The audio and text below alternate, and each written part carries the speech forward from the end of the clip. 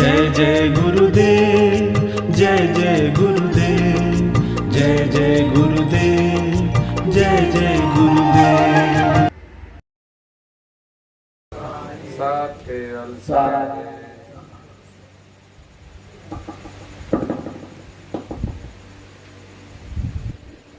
केवल अंशो सब केवल साहेब बाजू बाजू सौने सब केवल साहेब। परम गुरु श्रीमद करुणासागर महाराज श्री रचित सकृत परम प्रकाश मणि भाष्य ग्रंथ આપણે અભ્યાસ કરીએ છીએ। તો ગઈ ગુરુ કથાની અંદર આપણે જે ચર્ચા કરી તેનું પુનરાવર્તન થોડું કરી અને પછી આગળ અભ્યાસ કરીશું। જગતના સર્જનહાર આદ્ય સત્ર સ્વરાજ કરુણેશ અને કૈવલ છે એનું વર્ણન પરમ ગુરુએ કર્યું। કરુણાસાગર નામનો પણ નિર્ણય કરી બતાવ્યો કે કરુણાસાગર નામ કોને લાગી શકે। આ સર્જનહારના સંકલ્પથી સૃષ્ટિનું સર્જન થયું છે।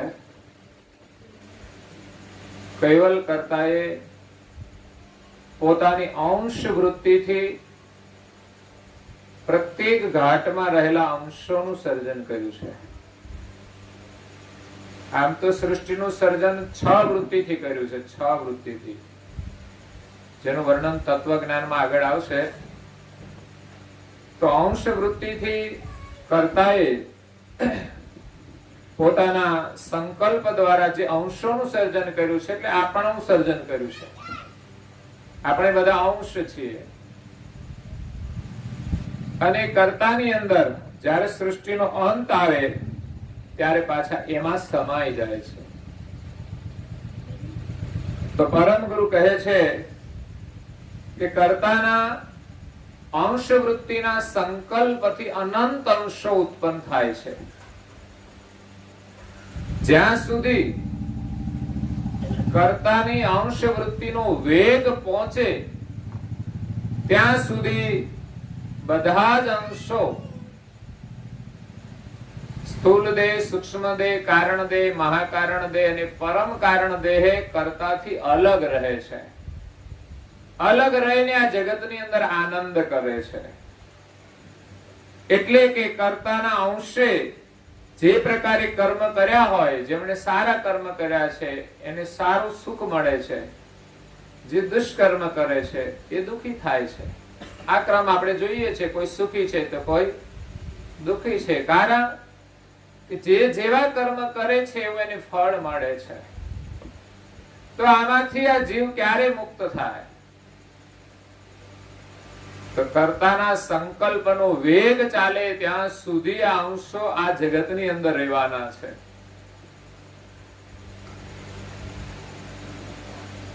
તો આ કર્તાના અંશ વૃત્તિનો વેગ ક્યારે પૂરો થશે એના માટે પરમ ગુરુએ મહાકલ્પની ગણતરી કરી બતાવી છે કે જ્યારે મહાકલ્પ પૂરો થશે ત્યારે આ જગતનો અંત આવશે અને ત્યારે આપણે બધા જ એક સાથે કૈવલની અંદર ભળી જઈશું। કોઈ દેવમાં ભળવાના નથી હો, દેવો અને આપણે બધા જ કૈવલમાં ભળી જવાના। પણ ક્યારે? જ્યારે મહાકલ્પનો અંત આવે ત્યારે। તો મહાકલ્પનો અંત ક્યારે આવશે?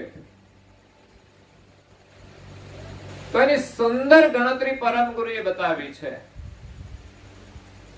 જે કે એનું વર્ણન પુરાણ આદિમાં પણ આવતું હોય છે, પણ અધૂરું હોય છે, કારણ કે તેઓ કર્તાને નથી જાણતા। તો પછી કર્તાના મહાકલ્પને પણ જાણતા નથી।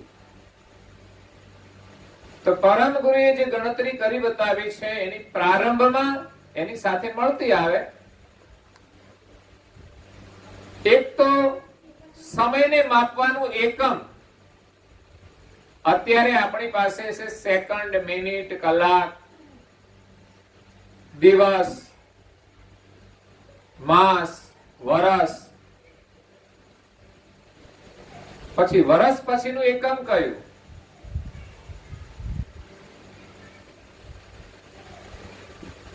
તો શાસ્ત્રોની અંદર જઈએ તો ખબર પડે કે વરસ પછી આવે છે યુગ, યુગ પછી આવે કલ્પ, કલ્પ પછી મહાકલ્પ. તો યુગ કેવડા? યુગ કેટલા છે? 4 યુગ છે. સતયુગ, બીજો ત્રેતાયુગ, ત્રીજો દ્વાપર યુગ અને ચોથો અત્યારે ચાલે છે તે કળિયુગ. કળિયુગ ને કેટલા વર્ષ થયા ખબર છે? 5123. વોટ્સએપ ગ્રુપ ની અંદર દરરોજ એક મેસેજ આવે છે, એની અંદર ઉપર કોર્નર ઉપર લખેલું હશે યુગાબ્દ, કલી યુગાબ્દ 5123 વર્ષ થયા છે. કળિયુગના વર્ષ કેટલા? 4,32,000 વર્ષ છે. 32 માંથી હજુ 5123 વર્ષ ઓછા થયા છે. હજુ તો કળિયુગ બહુ લાંબો ચાલવાનો છે. અત્યારે આવો કળિયુગ દેખાય છે તો ભવિષ્યમાં કેવો હશે? હજી તો જન્મો જ કહેવાય. કળિયુગ કરતા દ્વાપરના 2 ગણા વર્ષ છે. 8,64,000 વર્ષ થાય. ત્રેતાયુગના કળિયુગ કરતા 3 ગણા, 4 તેરી 12 અને 32 તેરી 96, 12,96,000 વર્ષ થાય.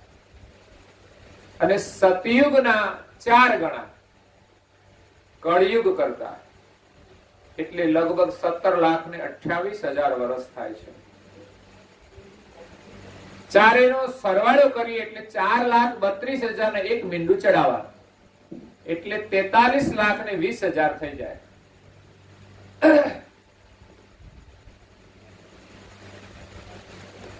આ યુગની ગણતરી પુરાણોની અંદર છે.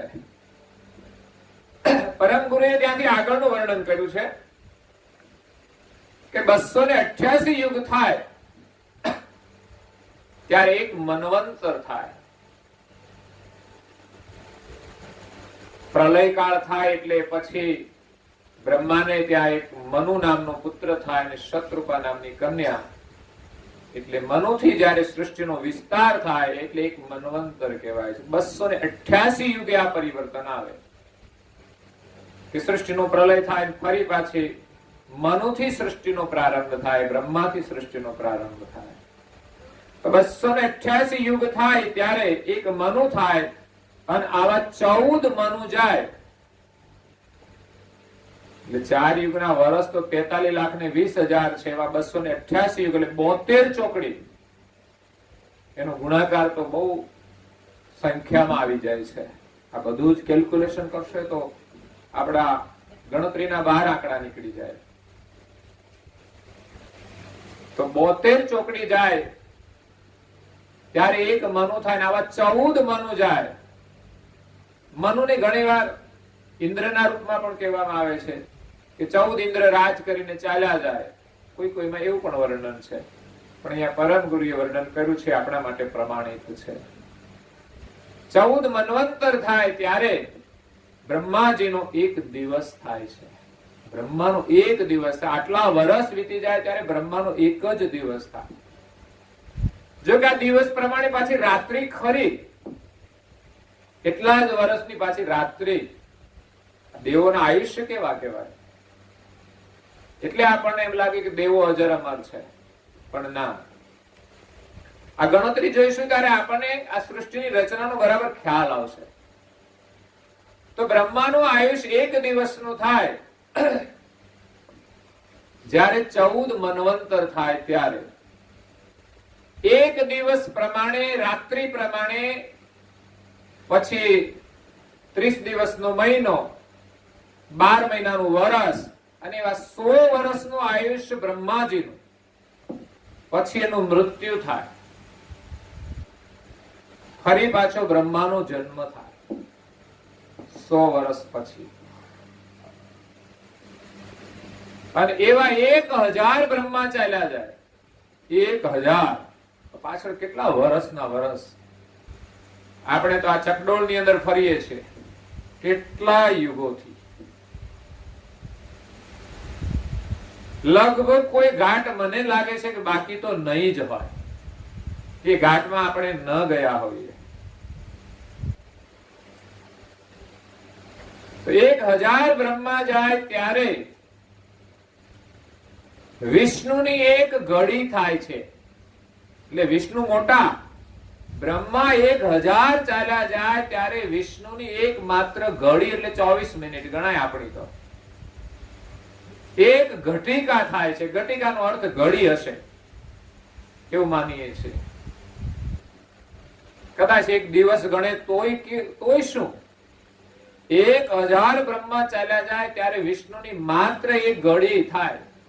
એક દિવસ ગણે તોય એ દિવસ પ્રમાણે રાત્રિ, અને એ પ્રમાણે 30 દિવસનો મહિનો, 12 મહિનાનું વર્ષ, અને એવા 100 વર્ષનું આયુષ્ય વિષ્ણુનું છે. ત્યારે વિષ્ણુનું પણ મરણ થઈ શકે છે. એ પ્રમાણે 1000 વિષ્ણુ ચાલ્યા જાય ત્યારે શિવજીની માત્ર એક રંચ થાય છે. એટલે શિવજી વિષ્ણુ કરતા મોટા છે. આ 3 દેવોના આયુષ્યની ગણતરી ઉપરથી ખબર પડે કે બ્રહ્મા નાના છે, એનાથી મોટા વિષ્ણુ, એનાથી મોટા મહાદેવ. શિવજીની માત્ર એક રંચ થાય જ્યારે 1000 વિષ્ણુ ચાલ્યા જાય. અને એક રંચ તો માત્ર સામાન્ય છે. રંચ માત્ર ક્ષણ માત્ર ગણાય. તો શિવજી નો એ સમય પ્રમાણે શિવજીનો દિવસ કેવડો, દિવસ અને રાત્રિ એ પ્રમાણે એનું આયુષ્ય 100 વર્ષનું. 100 વર્ષે એનું આયુષ્ય પણ પૂરું થાય. ફરી પાછા શિવજીનો જન્મ થાય. અને એ પ્રમાણે 1000 શિવજી ચાલ્યા જાય ત્યારે આ 3 દેવોના અર્બલ 1000 શિવજી ચાલ્યા જાય ત્યારે ઈશ્વરની એક નિમિષ થાય છે. એક ઈશ્વર તત્વ, એની એક નિમિષ થાય. એ નિમિષ પ્રમાણે ઈશ્વરનું આયુષ્ય 100 વર્ષનું, અને એવા 1000 ઈશ્વર ચાલ્યા જાય ત્યારે શક્તિ શણગાર સજીને તૈયાર થઈ રહે છે. આ વાત મેં ગઈ કથામાં કરી હતી, પણ પુનરાવર્તન એટલે કરું છું. એ સમયે આ મોબાઈલ સ્ટેન્ડ ભૂલી ગયા હતા, એટલે ક્રમમાં લેવા માટે. ઈશ્વર 1000 ચાલ્યા જાય ત્યારે શિવજી માત્ર આ બ્રહ્માંડની અંદર પોતે શણગાર સજીને સજ થઈ રહે છે. એ પ્રમાણે શક્તિનું આયુષ્ય, શક્તિ શણગાર સજીને તૈયાર થઈ રહે છે. એ પ્રમાણે શક્તિનું આયુષ્ય, એનો એક દિવસ, રાત્રિ, એ પ્રમાણે મહિનો, વર્ષ, અને એવા 100 વર્ષ શક્તિનું આયુષ્ય. એવી 1000 શક્તિ ચાલી જાય ત્યારે એક કલ્પ પૂરો થાય છે.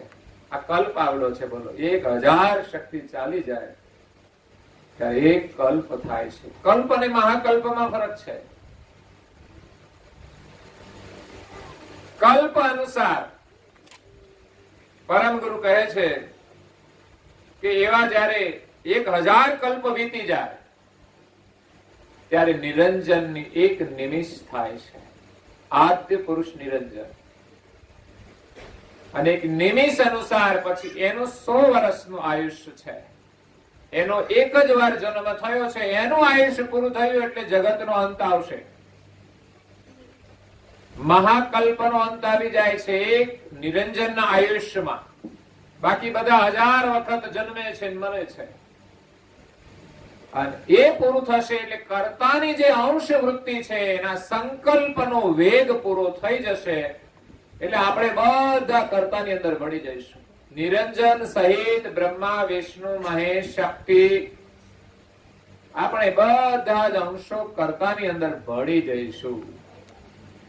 પણ જ્યાં સુધી આ સૃષ્ટિ ચાલશે ત્યાં સુધી આપણે મોજ કરવાની છે, ખાઈ પીનો. લગ્નના વરઘોડામાં જઈએ, નાચીએ, કૂદીએ, મોજ જ કરવાની. આ શરીર છૂટ્યા પછી ક્યાં જઈશું એનો વિચાર કરવાનો નહીં. મતલબ જેવા કર્મ કરીશું એવું ફળ મળશે. સુકૃત અને દુષ્કૃત જે કઈ કર્મ કરીએ છીએ, પણ જ્યારે કર્તાના સંકલ્પનો વેગ પૂરો થશે ત્યારે તો બધા જ અંશો, બધા જ કર્મ ભોગવીને નિર્મળ થઈ જશે. કોઈ કર્મ વાળો અંશ કર્તાની અંદર ભળી શકતો નથી. પછી તો જીવ થાકીને તો સુધરે કે ના સુધરે, કેટલા યુગો કલ્પો વીતી જાય અને આ દુનિયાના દુઃખ સહન કરે, પછી તો સુધરે કે નહીં? તમાકુ ખાઈ ખાઈને હેરાન થાય, પછી સુધરે કે ના સુધરે? રજનીભાઈ કહેતા કે ભાઈ તમે બધા વ્યસન છોડી દેજો, કારણ કે એમને અનુભવ થયો અને બીજાને જો અનુભવ નથી થયો એટલે એને વિશ્વાસ નથી આવતો, જોઈને પણ વિશ્વાસ નથી આવતો. આ દુઃખી થવાના ધંધા નથી ભાઈ. એક બાજુ ગાડીઓ લાવે ને બીજી બાજુ તમાકુ ખાય. આમાં સુખી થાય કેવી રીતે? મને તો સમજાતું નથી આ સુખની પરિભાષા શું કરી છે એમણે. તમે એક બાજુ સુખી થવા માટે સારા બંગલા બનાવો છો, ગાડીઓ લાવો છો, અને બીજી બાજુ કચરો ખાવ છો, તે બંગલામાં તમે સુખી થશો કેવી રીતે? દવાખાનાના ખર્ચા કેટલા છે જુઓ તો ખરા. મને તો એમ થાય કે લોકોની પાસે દાન માંગીએ તો કેમ માંગવું? એમની પાસે પૈસા ના હોય અને દવાખાનાની અંદર લાખો રૂપિયા જતા રહે ત્યારે દુઃખ થાય. એ આપણા કર્મનું પરિણામ છે. એટલે પરમ ગુરુનો સિદ્ધાંત એમ કે છે કે જેવા કર્મ કરીશું એવા ફળ આપણને મળશે. તો આ જીવાત્મા 5 દેહ ધારણ કરીને કર્મ ફળ ભોગવે છે. તો 5 દેહની અંદર 4 દેહ સુધી જ અંશ કર્મ કરે છે અને ફળ ભોગવે છે. એક તો સ્થૂલ દેહ જે આપણને મળ્યો છે, એનાથી આપણે જોઈએ ને સવારથી સાંજ સુધી કેટલી વાર તો ખોટું બોલીએ છીએ. મોબાઈલમાં ફોન આવે એટલે આ ખબર પડી, નહીં તો ખબર ના હોય કેટલું ખોટું બોલીએ છીએ. તમે જુઓ ને તે રમત આવે છે છોકરાઓને, અહીંથી એક સંદેશ આપે, એ આને આપવાનો, એને આને આપવાનો, એમ રાઉન્ડ મારીને અહીં આવે તો સંદેશો ફરી જાય છે. હવે આ કોઈ ગડબડ કરતા છે ને વચ્ચે કેટલા લોકો, વિચારો, કઈ ઓરિજિનલ વાત ફરતી નથી આ જગતમાં. એમ ક્યાંકથી વાત સાંભળે એટલે આપણે થોડી ભેળવીને કરવાની બીજાને, એટલે એ વાત પાછી ત્યાંથી વિકૃત થઈને આગળ વધતી વધતી તો કેવી થઈ જાય. એટલે આ બધું કર્મ, એનું ફળ આપણે ભોગવવું પડે છે. એટલે કોઈની પણ વાત બીજાને કરતા પહેલા વિચાર કરજો. હું તો કહું છું બિનજરૂરી વાતો જ નહીં કરવી જોઈએ, સાંભળવી નહીં જોઈએ. મારે સારું છે, શાંતિ છે, આ બધા કોઈ ડિસ્ટર્બ કરવા નથી આવતા મંદિરે. એટલે તો ઘણા આશ્રમોમાં લોકો છે ને કારણ વગરના નવરા બજાર બેઠા હોય તો ત્યાં જઈને વાતો કરે, મગજ ખાય, ખોટો કચરો આપણે ભરવાનો. હા, કઈક લેવા માટે જવું જોઈએ. તમે કથામાં આવો, થોડી સારી વાત સાંભળો અને એ મગજમાં ભરીને જાઓ. બાકી બિનજરૂરી સ્થાનો ઉપર તો તમારે બેસવું પણ ના જોઈએ. હું તો ઘણી વાર સવારમાં વહેલો ઉઠીને ક્યારેક નીકળ્યો હોય લાઈટ બંધ કરવા, તો સવારમાં લોકો બેસી ગયા હોય. જો કે વહેલા ઉઠે છે સારું છે, કેટલા કમસે કમ વહેલા તો ઉઠી જાય, ઘણા તો ગોદડામાં સૂતા હોય. સવારની ઠંડી હવા કેટલી બધી આમ ઔષધ રૂપ હોય છે. આપણું મન આમ સ્ફૂર્તિમાં આવી જાય એવી સુંદર ઠંડી હવા હોય છે સવાર. એ હવા લેવાથી આપણું આરોગ્ય પણ સારું રહે છે. એટલે સ્થૂળ દેહથી આપણે પ્રગટ ક્રિયામણ કર્મ કરીએ છીએ કે આપણે ક્રિયા કરીને કોઈને તમાચો મારીએ, કોઈને બોલીને કરીએ, આંખોથી જોઈને કરીએ, કાનથી સાંભળીને કરીએ. આ પ્રગટ ક્રિયામણ કર્મ આપણે કરીએ છીએ. અને કર્મનું ફળ આપણે ભોગવવું પડે છે. તો માલિકે શરીર આપ્યું છે તો વિચારીને જીવન જીવવું જોઈએ, વિવેકથી કર્મ કરવા જોઈએ. ખાવાનું તો છે જ, ભગવાને પેટ આપ્યું છે તો ખાવું તો પડશે, પણ એમાં વિવેક તો રાખવો પડશે ને. કે પછી આ શરીરને આપણે કચરા પેટી બનાવવાની છે કે જે આવે નાખો અંદર. મને એમ થાય કે પરમ ગુરુ તો જ્ઞાન લઈને આવ્યા છે, લોકો ક્યારે જાગૃત થશે? કર્તાનું જ્ઞાન તો કદાચ ન જાણે કે સમજે, પણ સામાન્ય જ્ઞાનથી માણસો ક્યારે જાગૃત થશે? અત્યારે તો વિજ્ઞાન યુગ છે, પહેલા તો આટલું શિક્ષણ પણ નહોતું. અત્યારે કેટલી ટેકનોલોજી છે. પહેલા તો કોઈને ખબર નહોતી કે તમાકુની અંદર નિકોટીન છે, એટલે ખાતા હોય પીતા હોય. અને અત્યારે તો બધાને ખબર પણ હોય કે આની અંદર શું શું છે. હમણાં અમારી શરાબની ચર્ચા થઈ, શરાબના અનુભવી સાથે. તો એ કે 120 વાળી એક બોટલ આવે, એક 250 વાળી આવે, એમાં બેમાં ફરક હું તો આની અંદર આ હોય છે, મને યાદ ના રહ્યું પણ કે આની અંદર આ હોય છે, એ બધી ખબર હોય. લ્યો, આની અંદર જે આવે આમાં ના આવે. સરસ, તમે બધા અનુભવી થઈ ગયા છો પી પીને. મેં કહ્યું હોળી નાળિયેર નાખો અને છોડો, બરબાદ થઈ જશો. એમાં તમે એટલા બધા પૈસા ખર્ચો છો, તો જો ખોટા માર્ગે ન વપરાય તો તમે સારા કામ કેટલા કરી શકો. એટલે સંપત્તિનો પણ આપણે સદુપયોગ કરવાનો છે અને જીવનનો પણ સદુપયોગ કરવાનો છે. સંપત્તિના કારણે આપણું જીવન બરબાદ ન થવું જોઈએ. કદાચ સંપત્તિ તો વપરાઈ જશે ને તો પાછી આવશે. કોઈએ ઇંગ્લિશમાં કહેવત કહી છે કોઈએ કે સંપત્તિનું નુકસાન થાય ને તો કઈ જ નુકસાન નથી. Money loss is nothing loss, કઈ જ ગુમાયું નથી એમ. પણ બીજા નંબરે આરોગ્યને નુકસાન થાય તો સમજવાનું કંઈક નુકસાન થયું છે. હેલ્થ લોસ, સમથિંગ લોસ એવું કહ્યું, કંઈક નુકસાન થયું છે. શરીર બગડે તો શરીરને સારું રાખવું જોઈએ. અને ત્રીજું કહ્યું કે ચારિત્ર ભ્રષ્ટ થાય તો સમજવાનું બધું જ ગુમાયું છે. કેરેક્ટર લોસ ઇઝ, શું કહ્યું રાજુભાઈ? એવરીથિંગ લોસ, બધું જ ગયું. એટલે પૈસા આપણે ગુમાવીએ તો કઈ જ નથી ગુમાવ્યું, છતાં પણ પૈસા પણ મહત્વના છે કે જેના માટે તો લોકોને પ્રપંચ કરવા પડે છે. પણ પ્રપંચ કરશે, છૂટવાના નથી. આ સંસાર ચક્રમાં ચાલ્યા જ કરશે. એટલે કોઈ પણ પ્રકારના પ્રલોભનથી કોઈ પણ નાનું પણ પાપ નહીં કરવું જોઈએ. મફતનું લેવાની વૃત્તિ જ નહીં રાખવાની. આજે નહીં તો ભવિષ્યમાં ભર્યા વિના છૂટકો જ નથી. લગ્ન હોય ને આપણે સીધા દોરડા નાખીએ ઠીક છે, પણ બિલ તો તમારે ભરવું પડશે, એમાં છૂટકો નથી. દંડ આજે નહીં તો ગમે ત્યારે આવશે. એટલે કર્તા માલિક જુએ છે એમ જાણીને જ આપણે જીવવું જોઈએ. સૂક્ષ્મ દેહથી મન વાંચિત કર્મ થાય છે. મનથી કોઈનું ખરાબ ઈચ્છીએ તો ઘણા મનથી પણ દુખી થતા હોય છે. ઘર, બંગલા, ગાડી બધું જ હોય, પણ છતાંય મનથી માણસ દુખી હોય છે. ટેન્શન હોય છે, ચિંતા હોય છે, ઊંઘ નથી આવતી. બહુધા આપણે મનથી જ દુખી છીએ. શરીરથી તો આપણે બધાને સુખી જોઈએ છીએ કે બધાને ખાવાનું છે, પહેરવા કપડા છે, રહેવા મકાન છે, તો પછી શાનું દુઃખ છે શરીરમાં?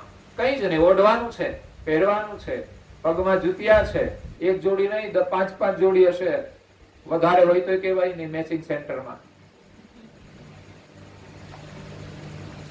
તમારે છે ને શોકેસ બનાવવા જોઈએ. જે કપડા આમ લટકાઈ દેવાના શોકેસમાં, એના નીચે એના જૂતિયા મૂકી દેવાના, ઉપર એના બધા શણગાર મૂકી દેવાના, પૂતળું જ બનાવી દેવા શોકેસ ની જેમ. તમે કેટલા સુંદર લાગો આ બધા સુશોભનથી.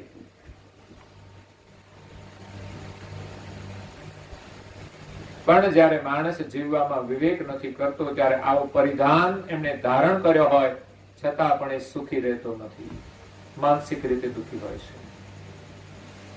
બહારથી તો લોકો ગાડીમાં જતા હોય, સારા કપડા પહેરીને જતા હોય, પણ ખબર નહીં ક્યાં જતા હોય, કોર્ટમાં જતા હોય. 90% અમીરોને જોઈએ છે તો બધા દુઃખી જ હોય છે અંદરથી જોઈએ તો. તમે બધાના ઘરે જતા જ હોય એટલે ખબર તો હોય જ. એટલે આરોગ્યથી આપણે સુખી રહેવાનું છે અને મનથી પણ સુખી રહેવાનું છે. તો સૂક્ષ્મ દેહ આ જીવ કરતાથી અલગ રહીને કર્મ કરે છે, તો મનથી આપણે કઈ કરવાનું તો છે જ નહીં, સારું વિચારવાનું જ છે ને. એમાં ક્યાં પૈસાનો ખર્ચ છે કશો? કોઈ માણસો સારું વિચારી શકતા નથી. એકબીજાનું ખરાબ કરવાની વૃત્તિ. માણસ મનથી જયારે ખરાબ વિચારે છે ત્યારે ખરાબ કરવા માટે પણ તૈયાર થઈ જાય છે. એટલે એવું નથી કે આપણે કોઈનું ખરાબ ઈચ્છીએ છીએ, આપણે ક્યાં કોઈનું ખરાબ કર્યું છે, પણ એક દિવસ એ કરાવશે. શરીર એકલું જ કામ નથી કરતું, મન એની સાથે જોડાય છે ત્યારે થાય છે. સૂક્ષ્મ દેહ જોડાય ત્યારે સ્થૂળ દેહ કામ કરે છે. એનાથી અંદર કારણ દેહ છે જે 3 ગુણનો બનેલો છે, રજોગુણ, તમોગુણ અને સત્વગુણ. આપણે જે કોઈ કર્મ કરીએ એમાં કોઈ પણ એકાદ ગુણ હોય, રજોગુણ હોય, કાં તો સત્વગુણ હોય, કાં તો તમોગુણ હોય. સત્વગુણથી જે કામ થશે એ સારા થશે, રજોગુણથી જે કામ થશે એ મોહવાળા થશે, સ્વાર્થી થશે, એમાંય બંધન હશે, એમાંય આંશિક પાપ હશે. અને તમોગુણથી જે થશે હિંસક કાર્ય હશે, જે આજે દુષ્ટ લોકો કરી રહ્યા છે એ તમોગુણ પ્રધાન છે. તો અહંકાર યુક્ત કર્મ થાય છે. ત્રીજો જે કારણ દેહ છે એમાં રજોગુણનો પણ એક અહંકાર હોય છે, સત્વગુણમાં પણ એક અહંકાર હોય છે અને તમોગુણનો પણ એક અહંકાર હોય છે. ત્રણેય કાર્યો કરવા માટે જે અંદરથી અહંકાર જાગે, સારું કરવા માટે જાગે તો વાંધો નથી, તો સારું કામ થશે. પરંતુ રજોગુણ પ્રધાન કર્મ આપણને જગતમાં બાંધવાનું કામ કરે છે. તમોગુણ આપણને માર ખવડાવે છે અને સત્વગુણ જ આપણને શાંતિ આપે છે અને આ બંધનમાંથી છોડાવે છે. શું કરવું આપણે વિચારવાનું છે. સત્સંગમાં આવશો તો જ સત્વગુણ વધશે. ભોગ વિલાસ કરવાથી રજોગુણ વધે છે અને મારા તારામાંથી તમોગુણ વધે છે. તો ત્રીજો જે દેહ છે કારણ દેહ, સ્થૂલ, સૂક્ષ્મ અને કારણ, એ અહંકાર યુક્ત કર્મ થાય કારણ દેહથી, મનવાંચિત કર્મ થાય સૂક્ષ્મ દેહથી, અને પ્રગટ ક્રિયા જે કરે એ સ્થૂલ દેહ છે. 3 દેહથી કર્મ બંધન થાય છે. ઉપલો ચોથો દેહ છે મહાકારણ. સ્થૂલ એ દેખાય એવો સ્થૂલ દેહ છે. પછી સૂક્ષ્મ એટલે સ્થૂલ કરતા થોડો સૂક્ષ્મ દેહ, એટલે નાનો છે, દેખાય નહીં એવું. સૂક્ષ્મથી પણ સૂક્ષ્મના કારણ રૂપે કારણ દેહ છે, એનાય કારણ રૂપે મહાકારણ. નામ જે ગોઠવા છે ને એ પણ બહુ વૈજ્ઞાનિક નામ છે, આપણને યાદ રહી જાય. તો મહાકારણ દેહ એ પ્રકૃતિનો બનેલો છે. આપણી જે વૃત્તિ છે એ ચોથું મહાકારણ દેહ છે. સુવૃત્તિ કે કુવૃત્તિ, એનાથી કર્મ બંધન થાય છે. એટલે કર્મની શરૂઆત આપણી વૃત્તિમાંથી થાય છે. જો આપણી વૃત્તિ બદલાઈ જાય ને તો આપણા કર્મ પણ બદલાઈ જાય. એના માટે કહેવામાં આવ્યું છે કે નજર બદલી તો નજારે બદલ ગયે, કિસ્તી ને બદલા રૂપ તો કિનારે બદલ ગયે.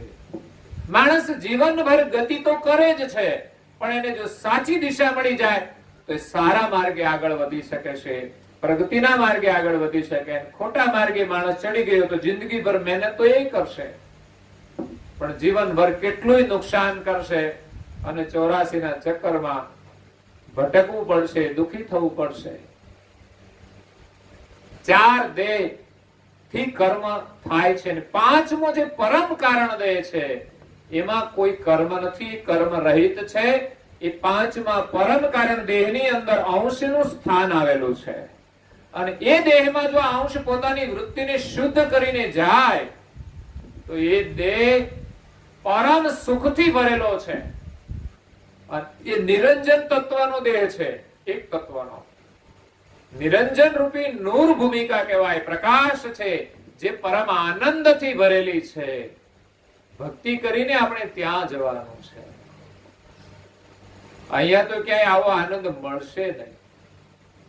હા, સત્સંગમાં જઈએ તો એનો સ્વાદ ચાખવા મળે, મંદિરમાં જઈએ તો સ્વાદ ચાખવા મળે, ભજન કીર્તન કરીએ તો એનો સ્વાદ ચાખવા મળે, ઉપાસના કરીએ તો એનો સ્વાદ ચાખવા મળે, તિલક કરીએ તો પણ એનો સ્વાદ ચાખવા મળે.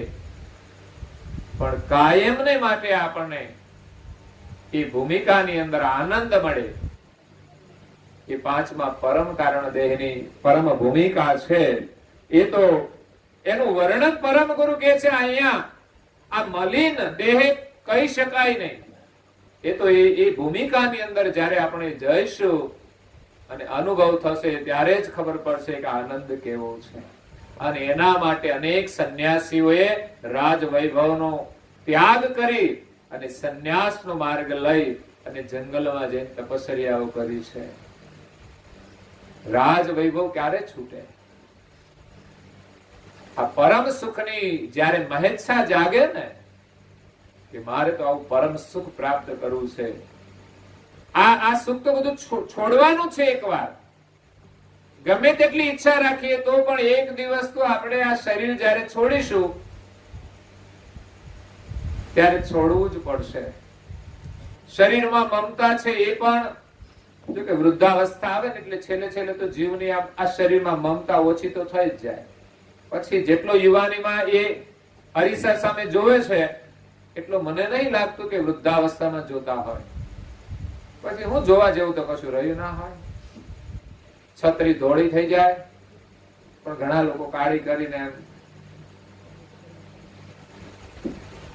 પણ ચહેરામાં તો કોઈ ફરક પડવાનો. આ દાંત પડી ગયા હોય તો ચોખ્ઠું નાખે તો આમ થોડું વ્યવસ્થિત લાગે.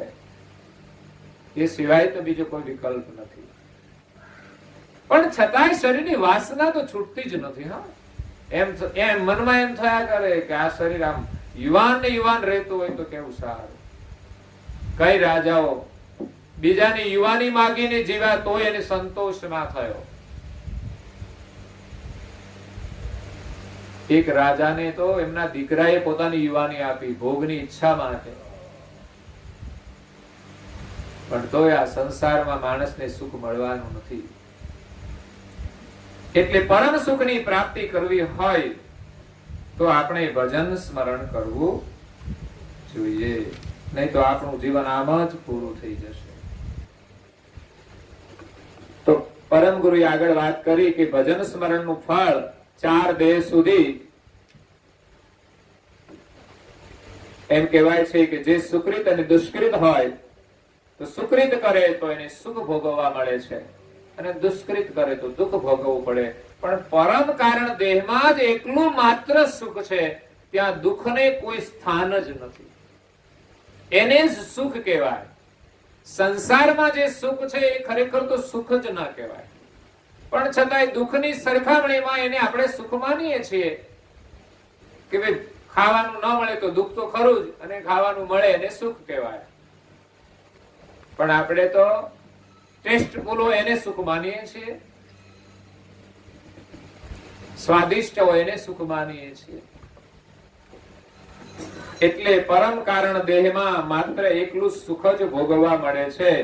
તો પછી પરમ ગુરુ એમ કહે છે કે આ સુકૃત અને દુષ્કૃતનું જે ફળ છે એનો ભેદ તમને બતાવ્યો, તો પછી બધા જ અંશોએ સારા જ કર્મ આચરવા જોઈએ, એમ પરમ ગુરુ કહે છે.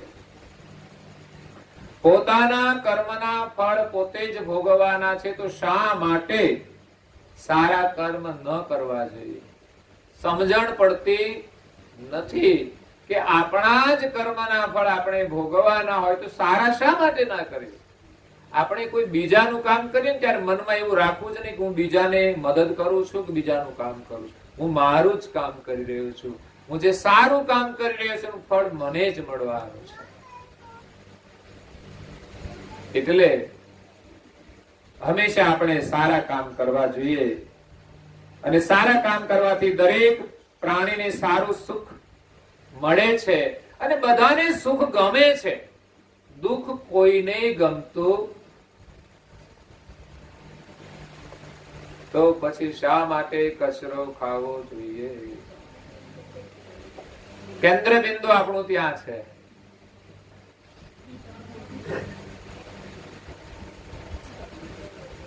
કારણ કે વિજ્ઞાન એમ કે છે કે આહાર એવો વિહાર, આહાર એવા વિચાર.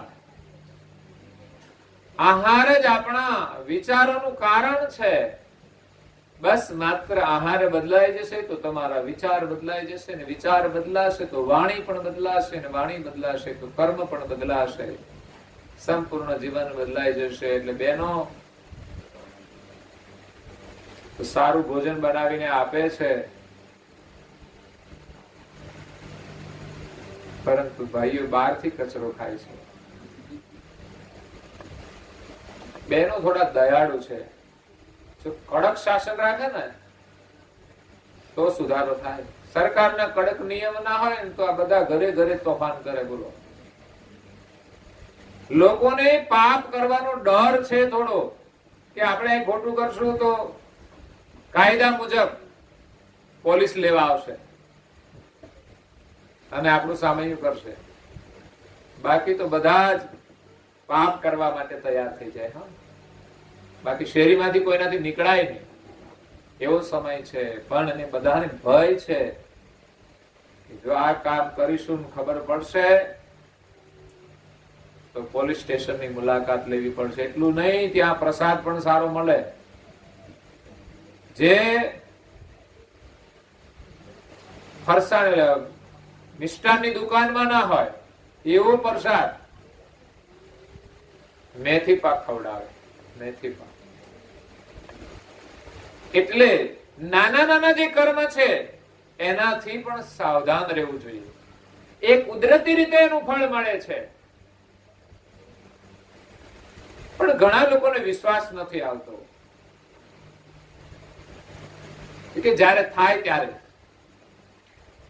પછી મોડું થઈ જાય છે, પછી પસ્તાવો થાય છે. એટલે સારું બધાને ભાવે છે તો બધાએ સારા જ કર્મ કરવા જોઈએ. ખરાબ કર્મો ઉપર કોઈને ભાવ થતો નથી. જેથી સર્વે સારા કર્મ કરો કે જેથી સારું સુખ જ ભોગવવાનું મળે. નિજ કરતાથી જ્યાં સુધી આ સંસારમાં રહીએ ત્યાં સુધી પરમ ગુરુ કહે છે તમે સુખ જ ભોગવા કરો. જ્યાં સુધી 4 પ્રકારના દેહ રહે ત્યાં સુધી સુખનું સુખ જ ભોગવા કરો. અને પરમ કારણ દેહની અંદર તો સુખ જ છે, પણ 4 દેહ જ્યાં સુધી રહે, એમાં 4 દેહની અંદર સ્થૂલ દેહ છે તો વારંવાર છૂટી જાય છે અને પાછું ધારણ કરીએ છીએ. એ કાયમ રહેતો નથી, પાછો નવો મળે છે. નવો કેમ? જેવા કર્મ કર્યા હોય એવું આપવો પડે ને. પાછો ગધેડાના કર્મ કર્યા હોય તો પછી ગધેડાનો આપવો પડે, ત્યારે એને ભાન થાય. કોઈકને પાટા માર્યા હોય, લાતો મારી હોય તો પછી એને ક્યાં નાખે? તો ગધેડામાં નાખે. ગધેડો કેમ લાત મારે? તો કે ભાઈ માણસના જે સંસ્કાર છે ને એ ગધેડામાં જન્મે એટલે પછી લાતો મારે છે. બીજા બધા જ જે શરીરો છે ને એ માણસના કરેલા કર્મનું પરિણામ છે. કાગડા થાય તો પછી તમે જો તો ગમે ત્યાં ગટરમાંથી કશું ખાતા હોય ગંદુ, એની પ્રકૃતિ હોય છે. તો જે અંશે મનુષ્ય શરીરની અંદર જે કર્મ કર્યા છે એ પ્રમાણે એને બીજું શરીર મળે છે.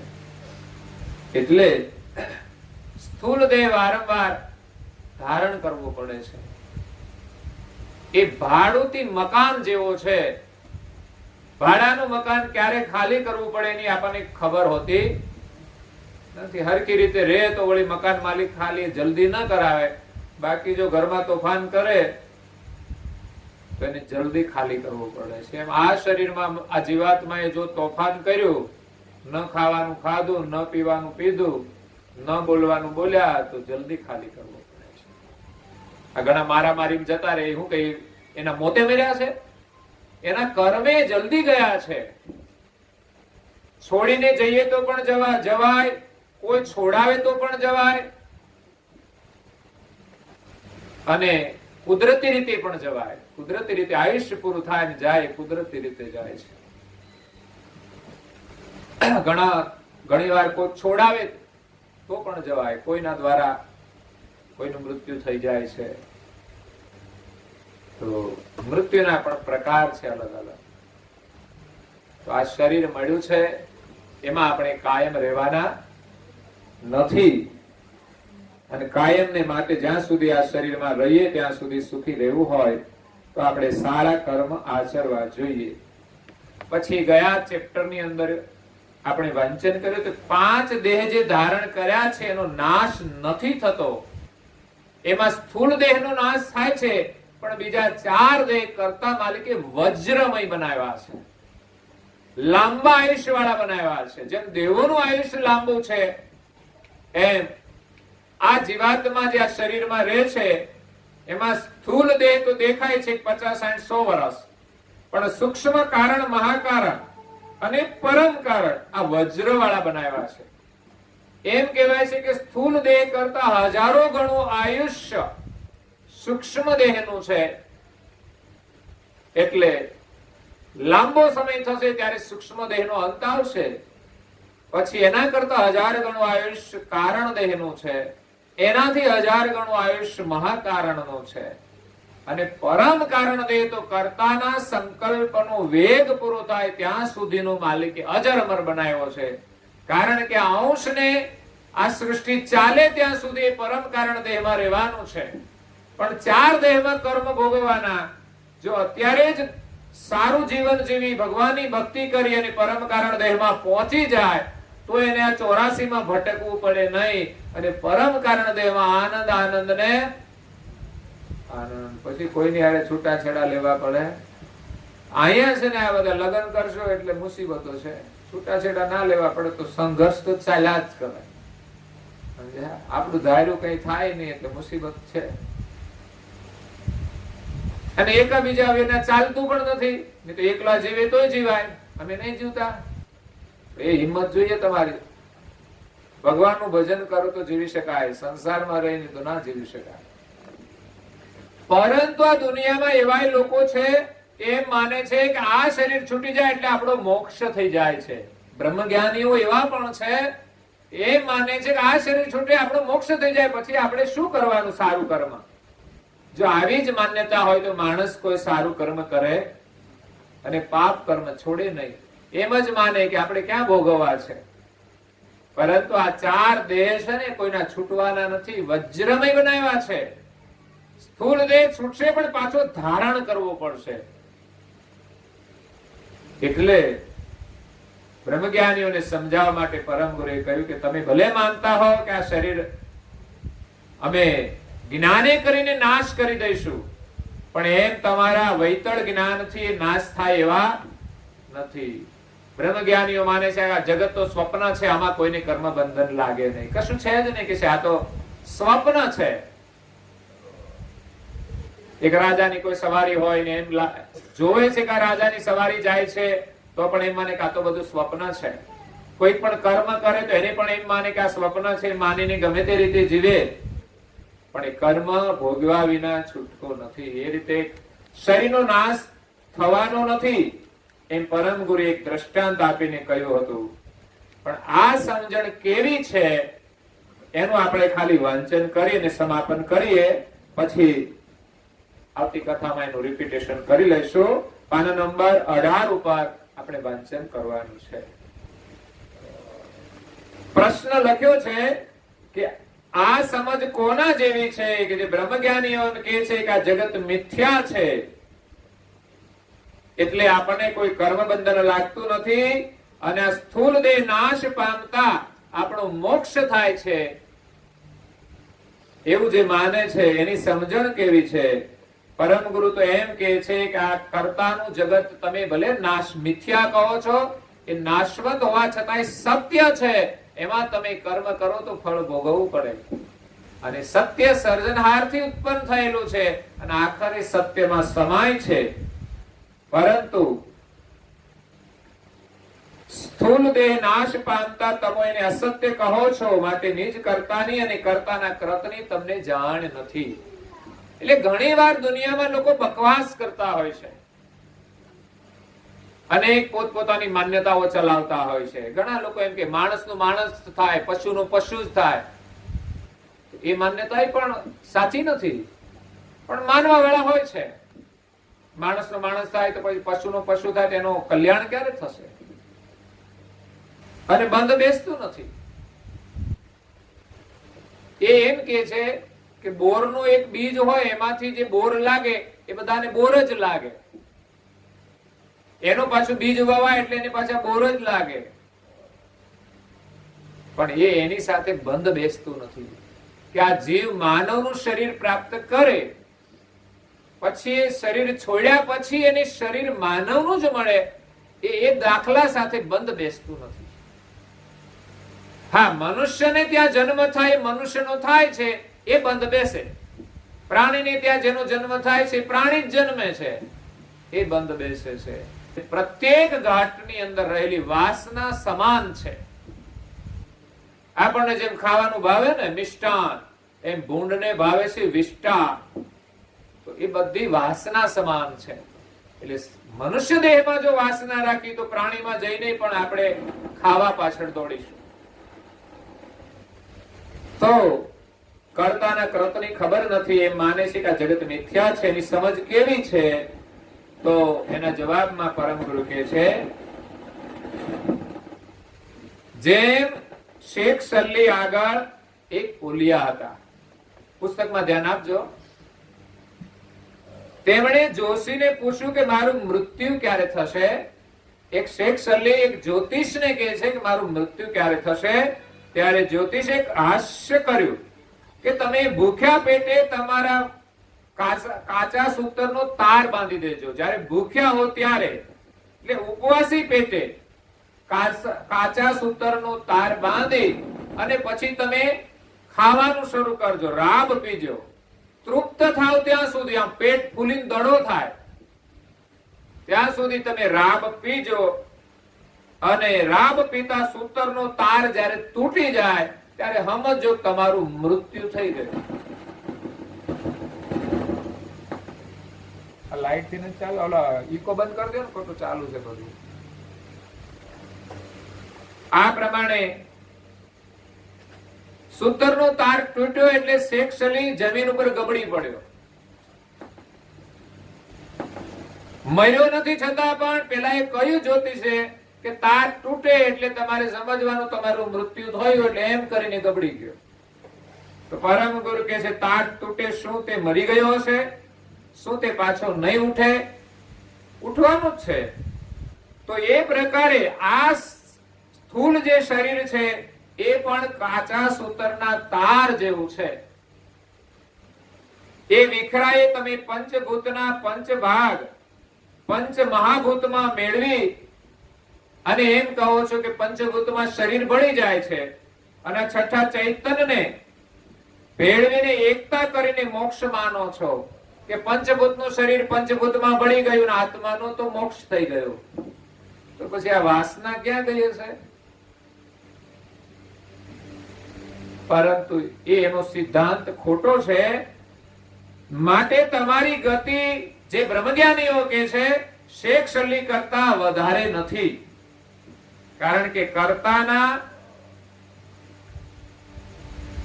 ક્રતની અકળિત ગતિ તમે જાણતા નથી. કર્તાની રચના બહુ અદ્ભુત છે, એને આ બ્રહ્મજ્ઞાનીઓ જાણતા નથી ને મિથ્યા ભાષણો કરે છે. તેથી તમારું જ્ઞાન મુદ્દા રહિત અને શુષ્ક છે, વિત્ત વગરનું છે, સત્ય વગરનું છે. જેને સાંભળતા સર્વ જીવ કર્મ વિમુખ થઈ જાય છે. સારા કર્મ કરતા નથી. કર્મથી વિમુખ થઈ જાય, આળસુ થઈ જાય, આપણે કંઈ કરવાની જરૂર નથી. જેથી ભજન સ્મરણ અને ગુરુ ગોવિંદ ઉપરથી આસ્થા ઉઠી જાય અને કર્તાના સ્વરૂપને પામે નહીં. માલિકની પ્રાપ્તિ થતી નથી, ભજનમાં વિશ્વાસ આવતો નથી. ઘણા લોકો ફરે છે, એની ભજનમાં વિશ્વાસ નહીં, નવરાજ બેઠા છે, અત્યારે કોઈને કશું કામ નથી, પણ આળસ છે, એની ભજનમાં વિશ્વાસ નથી. ઉત્તમ કર્મનો અભાવ અને મધ્યમ કર્મ તો શરીરને વિશે થયા જ જાય. એટલે આપણા દુઃખનું કારણ એ છે કે આપણે ઉત્તમ કર્મ નથી કરતા અને મધ્યમ જે સ્વાર્થના કર્મ છે એ તો થયા જ કરે છે. કદાચ આપણે બહુ નીચ કર્મ નહીં કરતા હોઈએ તો પણ મધ્યમ કર્મની અંદર પણ સુખ દુઃખ આવે છે. તેને કરીને જીવ ધીમે ધીમે નીચ યોની પ્રાપ્ત કરે છે. ભલે બહુ અધમ કર્મ ન કરીએ તો પણ જીવ ભજન સ્મરણ ન કરે અને મધ્યમ કર્મ કરે છે, એમાં પણ કેટલું પાપાચરણ થાય છે. સ્વાર્થ માટે માણસ કંઈક ને કંઈક પ્રપંચ કરે છે, જૂઠું કરે છે, ખાવા પીવામાં બેકાળજી રાખે છે, મર્યાદાઓને છોડી દે છે. ક્યારેક તો ઘરમાં જોયા છે, મા બાપ સાથે લડતા હોય, સાસુ સસરા સાથે લડતા હોય, ભાઈઓ સાથે લડતા હોય, અંદરો અંદર લડતા હોય તો પણ પાપ લાગતું હોય તો પછી બીજા સાથે લડે ત્યારે તો કઈ મર્યાદા રહેતી. માણસ કેટલો ગુસ્સામાં આવી જાય, અહીંથી ફાયરિંગ કરે તો ઠેક આખા ફળિયામાં સંભળાય, આટલો બધો ગુસ્સામાં આવી જાય.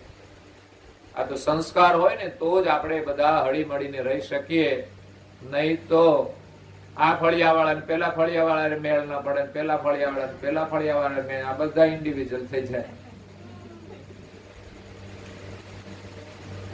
પણ રિલેશન હોય એટલે થોડું જવું પડે, બાકી તો છે ને લોકો એને ફળિયામાં ના જાય. એ 12 મહિને મંદિરના દર્શન કરવા મહીબીજના દિવસે આવે, એ સિવાય કોઈના ફળિયામાં કોઈ જાય. પણ અત્યારે તમે જુઓ તો એકાબીજાના ફળિયામાં તમે બહુ વખત જતા હશો. વ્યવહારિક રીતે તો જાતા હો, પણ એ સિવાય પણ તમે સરળતાથી, જેમ આખા ગામના કૂતરા એકબીજાના ફળિયામાં જાય આરામથી, એમ આપણે બધા સરળતાથી, કદાચ એ નહીં જતા હોય હો, મને તો લાગે છે. કારણ કે કૂતરાનું જીવન તો એવું છે ને, એની શેરી પૂરતું જ હોય, એટલે માણસોનું જીવન ઘણાનું એવું હોય. એટલે એનું આ પરિણામ છે.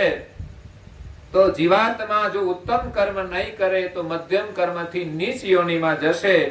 ઉચ્ચ કર્મના અભાવે ઊંચું કેમ જવાય? પરમ ગુરુએ કેટલી બધી સરળ વાતો લખી છે, આનો અભ્યાસ કરીએ કે આપણા અંતરમાં જાગૃતિ આવે. માટે તમારું જ્ઞાન કરતાથી વિમુખ કરનારું છે. બ્રહ્મજ્ઞાનીઓને કહે છે કે ઉત્તમ કર્મનો તમે અભાવ કરાવો છો અને એકલો સ્થૂળ દેહ છૂટે મોક્ષ માનો છો, પણ સ્થૂળ દેહ છૂટે તોય મોક્ષ ન થાય, થવાનો નથી. અને વળી તમે કહેશો કે અમે તો સૂક્ષ્મ કારણ, મહાકારણ, પરમ કારણ એકદમ જ્ઞાને કરીને નાશ કરીશું અને મોક્ષ માનીએ છીએ, પણ એ રીતે પણ આ બે નાશ થાય તેવા નથી. તો આ સાથે આપણો સમય પૂરો થાય છે. થોડું વાંચન રોજ કરજો. હું તો વિનંતી કરું છું કે અહીંયા તો આપણે અઠવાડિયે એકવાર કરીએ છીએ, પરંતુ તમારા પરિવારમાં તમે વ્યક્તિગત રીતે રોજ 15 મિનિટનું વાંચન કરજો. પરિવાર સાથે સપ્તાહમાં એકવાર વાંચન કરો અને સાથે મળીને કરશો તો એક સંસ્કારની પરંપરા ઉભી થશે અને સારા વિચારો આપણી અંદર આવશે. સાથે આપણે જે શારદ દ્વિશતાબ્દી મહોત્સવ અંતર્ગત જે સંકલ્પ કર્યો છે ઉજવવાનો, તો બધા જાગજો, વિશેષ પ્રવૃત્તિનો લાભ લેજો. આજે પ્રભાત ફેરીમાં બધા આવ્યા જ હશે. 2-5 હાથ ભાઈઓને તો મેં ફોન કર્યા હતા, ખબર નહીં કેટલા આવ્યા હોય, પણ મારે જગાડવા પડશે. એ મને એમ કે તમે એમને 5 વાગે ફોન કરજો તો હું ફોન કરીને એને ઉઠાડીશ, જો આવતા હોય તો. કદાચ બહેનોથી તો ના ઉઠે, હુવા દે ને, આવો જવાબ આવી જાય કદાચ, કારણ કે કાયમનો વિષય છે ને એમનો. એટલે તો પ્રભાત ફેરીમાં અઠવાડિયે એકવાર જવાની હિંમત કરજો. બીજા નંબરે ઘરે સેવા પૂજા પાઠ નિયમ પ્રમાણે જે સંકલ્પ પત્ર છે એને ભરજો. હું લેવા ટૂંકમાં આવીશ, કાં તો તમે મને પરિવાર સાથે આપવા આવજો. તમારું ફોર્મ વ્યક્તિગતે પોતાનું જ ફોર્મ જમા કરાવો.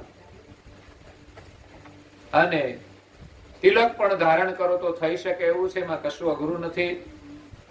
ઉપાસના થોડામાં થોડી કરો.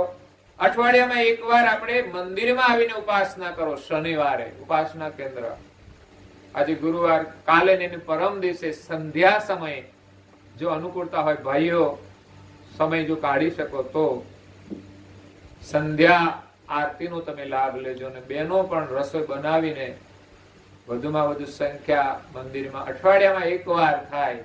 તમે સપ્તાહનો એક નિયમ લો ને તો પણ તમારા માટે આશીર્વાદ રૂપ છે. પરમ ગુરુ તમારા બધા જ મનોરથ પૂરા કરશે એવો મને વિશ્વાસ છે, જો તમને આવે તો. પણ તમે એમ કહો કે તમે અમારા વતી કરી લ્યો ને અમારું કામ થઈ જાય, તો બહુ અઘરું કામ છે.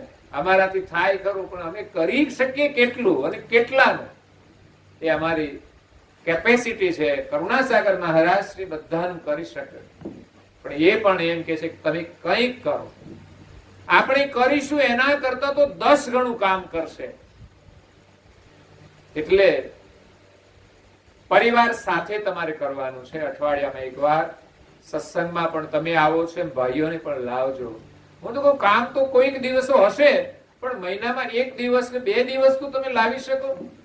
અત્યારે બધા જ ભાઈઓનો જો સર્વે કરું તો અત્યારે જ ખબર પડી જાય કોણ શું કરે છે. હું ફોન કરીને પૂછી લઉં ક્યાં છો, શું કરો છો, તો એને અહીંયા આવવું જોઈએ. મારી દ્રષ્ટિએ આ લાભ લેવા માટે, આ દેહે લાભ મળશે, પછી ભગવાન જાણે ક્યાં જશે. એટલે ઉપાસનામાં, ભજન કીર્તનમાં દર રવિવારે, અને ખાસ બાળકોનું જે બાલ સંસ્કાર કેન્દ્ર છે એમાં જેટલા બાળકો ધોરણ 5 થી 9 સુધી ભણે છે એ તમામ માતા પિતાને મારું નિવેદન છે કે તમે જે બાળકને સ્કૂલમાં મોકલો છો એમ જ રવિવારે ટાઈમ 10 વાગ્યાનો રાખીએ છીએ. જો કોઈને ચલાવવાનું અનુકૂળતા ના હોય તો ચાલે નહીં. અમારે તો બાળકોનો સમય મહત્વનો છે રાજુભાઈ. કારણ કે બાળકો જે સમયે આવી શકે, 9 નો રાખો તોય મને વાંધો નથી, પણ બાળકો નાહી ધોઈને 9 વાગે પણ આવી જાય. એટલે આવનારા લોકોને ટાઈમ કાઢવો પડશે. જેની ભાવના હોય તે ન આવી શકે તો વાત અલગ છે. એટલે બાળકોનો બાલ સંસ્કાર કેન્દ્રનો સવારે સમય 9, 9:30 નો રાખો, એટલે અનુકૂળ રહે. તાપ થતા સુધીમાં એ પરત જતા રહે. પણ દરેક ફળિયાના બહેનોને પણ જવાબદારી આપી છે. મેં લગભગ મેસેજ કર્યો છે ગ્રુપમાં, એટલે જેને જેની જવાબદારી હોય એને મેસેજ તો પ્રિન્ટ આઉટ કરીને આપી આવજો. તો એમણે મહેનત કરી, અને સાથે એના માતા પિતાએ પણ મહેનત કરવી જોઈએ મોકલવા માટે.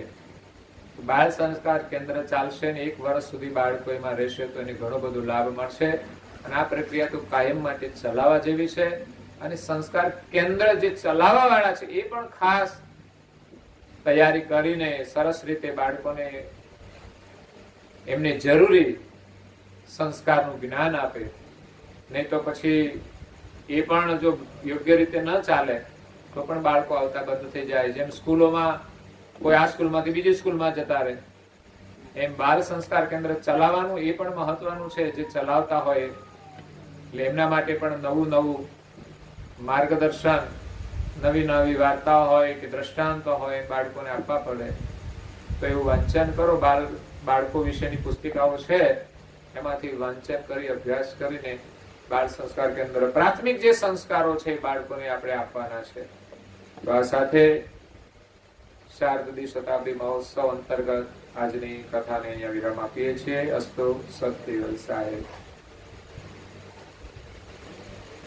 आद्य चक्र सुरक्षेश करता की जय. श्री कृष्ण स्वामी महाराज की जय. परम गुरु श्रीमंत करुणासागर महाराज की जय. विद्या श्री नारायण दास जी महाराज की जय. श्री सप्तपुराचार्य महाराज की जय. श्री सब संतन की जय. श्री सब देवन की जय. श्री ज्ञान संप्रदाय की जय. श्री गुरुगादी शारसापुरी की जय. श्री कैवल धाम की जय.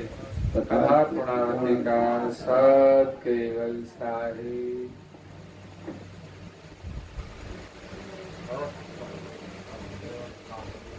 कैवलंसो સત કેવલ સાહેબ. આજુબાજુ સૌને પ્રેમથી સત કેવલ સાહેબ સત્ય.